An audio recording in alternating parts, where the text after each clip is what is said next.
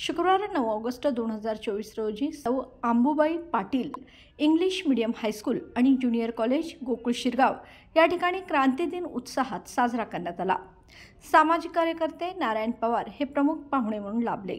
मशाल पेटवून सर्व मान्यवरांच्या हस्ते क्रांती दिनाचे उद्घाटन झाले।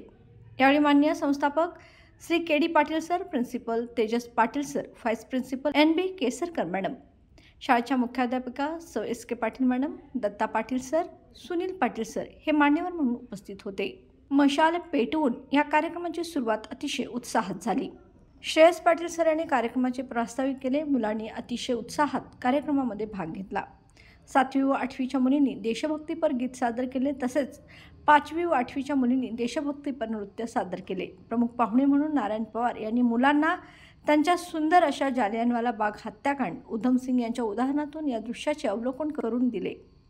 कार्यक्रमाचे सूत्रसंचालन नीता संगपाळ मॅडम यांनी केले, तर पूनम पाटील मॅडम यांनी आभार प्रदर्शनाने कार्यक्रमाची सांगता केली।